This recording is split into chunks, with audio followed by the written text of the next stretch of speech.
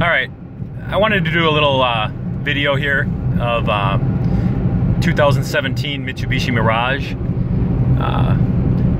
Picked up this car about, I don't know, 6 months ago. Kind of wanted to throw this video out there just for the fact that I think it's a whole lot more car than all the paid for advertisements and auto journalists like to give it credit for. It is a 1.2 3-cylinder, so throw that out there right away, get that out of the way. The reason I say that is because all these auto journalists love to rip on it, and you know, Mitsubishi's not paying them money to the extent that all the real big manufacturers do, so they're of course not going to give it high praise. But it's a 3-cylinder. I mean, for what it is, this car is quite amazing. I mean, let's see here. So I'm getting 54.3 miles per gallon. And this is just driving through basically country roads. I mean, 55 miles an hour, coming into a town right now. So we're going a little slower than that right now. But this car knocks down over 50 miles per gallon regularly, all the time. I mean, it far exceeds the numbers that the EPA put out for it. And I mean, I have no problem getting, you know, over 50 in this thing. Like right now, we're just, you know, this thing does, I mean, it's definitely not a low turning motor. I mean, I'm in third right now and we're just over 40 and it's at almost 3,500 RPM. But I mean, you can cruise, this thing can cruise in fifth if you want to at, you know, 40 miles an hour. It doesn't have a ton of power at that, you know, at that point, but you're gonna definitely have to downshift. But it gets around fine. I mean, it's far better than the CVT. I had a chance to drive the CVT first, and I wouldn't even consider it, to be honest. Now I'm really behind someone here. Holy cow. Anyway, the CVT is really gutless. The manual is a, you know, it just breathes life into this motor. I mean, it only has 78 horsepower, so you want to use all you can get, and that is you're gonna do that with the manual. So we're literally doing like 22 miles behind, 22 miles an hour here. Might have to show the passing power of this car, what little it has, if I can get a spot to do it in. There's cars everywhere. But anyway, we'll continue the review here. We're in second right now.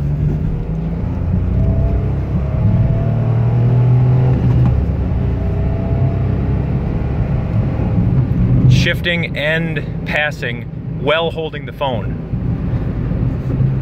So anyway, I mean, there's a little snippet of, you know, it has plenty of passing power. I mean, I didn't even really pull it up near red line at all, so, and it was no problem, you know, getting around the big hay bale truck. But anyway, back to my point. This thing competes against a lot of cars that are, you know, a lot more expensive. I mean, even the other cars that are in the economy class, they're a lot more money in this car. I picked this car up for $10,500, brand new. Like I said, it's 2017. It's the SE model. It's a 5-speed.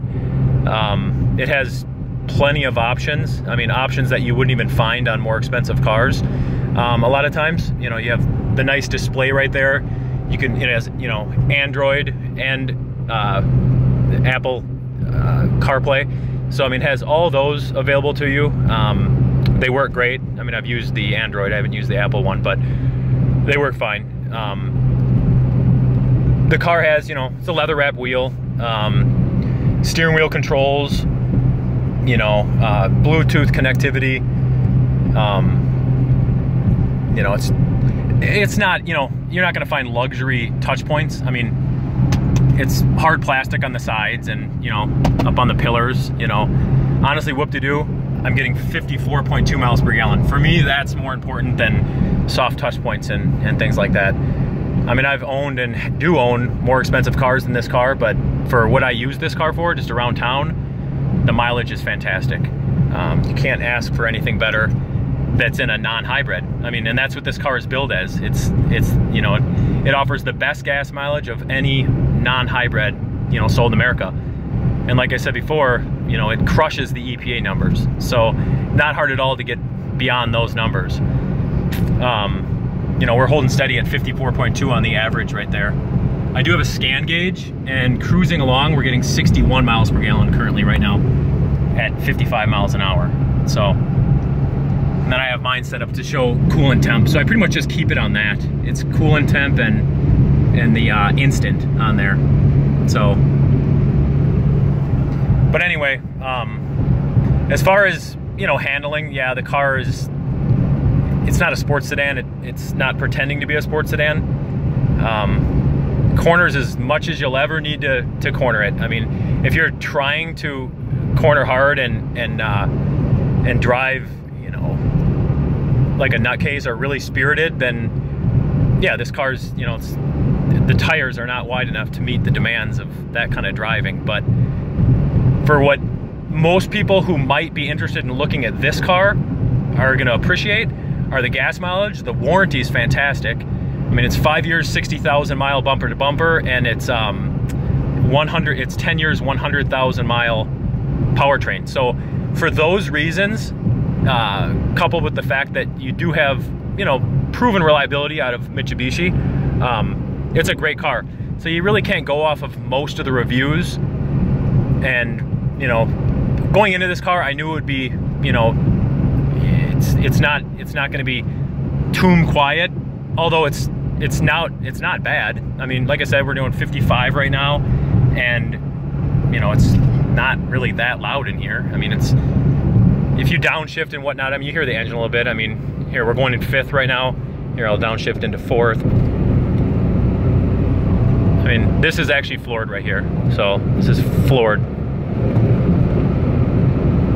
So, I mean, it's not, like I said, it's not a speed demon, but it's not ratty either. That's the nice thing. For a little 3-cylinder 1.2, this thing, I was expecting it to be even more ratty, because I've driven like old Metros and stuff like that with the 3-cylinder, and this thing is far more refined than anything like that. So, I mean, coming around the corner here, I can't really do anything because I'm holding a phone, but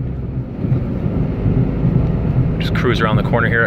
I mean, steering is fine. You know, I mean, it's, some of the old reviews, they were really ripping on the steering, where I've found that this car actually steers just fine. I mean, overall, I don't have an issue with the way it steers. It doesn't snap back to, you know, the center position, you know, as fast as, like I said, you know, something that's, you know, designed in a more sporting fashion. But those cars also aren't knocking down 54 miles a gallon. And, you know, I did that little rip through, you know, 4th and 5th, whatever, if you can call it that, with this car, and we're still getting 54. So I'm coming into a little town right here. Kind of show the car here. I mean, you can cruise down, no problem. I'm still in 5th right now. I mean, not an issue. If I got down to like 30 miles an hour, you definitely would have to downshift, because there's just not enough torque to pull through 5th gear at those low speeds. But we're coming to a stop here. Let's see. So anyway, the car's quiet. I mean, you can hear things outside. I mean, I've owned, you know, a couple Cadillacs, and obviously they're much quieter than this car, but I mean, overall, I mean, it kind of, you can hear it, you know, rev up a little bit. There's, you know, 3,000 right there.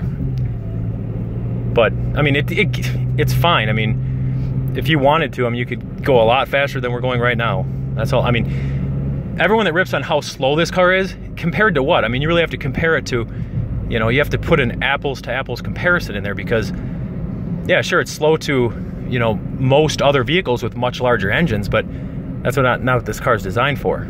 So again, now we're up to 54.3. Earlier today on my trip out, I was getting actually 55 miles per gallon in the car. And I've actually touched up into about 60 miles per gallon with this thing. And again, I'm not doing any sort of special driving techniques to increase gas mileage. I'm not doing like what they call pulse and glide, or, you know, coasting, or powering the car off at you know, stoplights or stop signs and all that kind of stuff. I'm just driving the car, you know, basically just driving it not like a madman, and you're gonna knock down those numbers no problem. I mean, if you're ripping through the gears and stuff like that, and ringing the thing out to, you know, 5,000 or 6,000 RPM every time you shift, you know, you'll probably get 40, honestly. I would bet you probably would. I've never driven this car like this,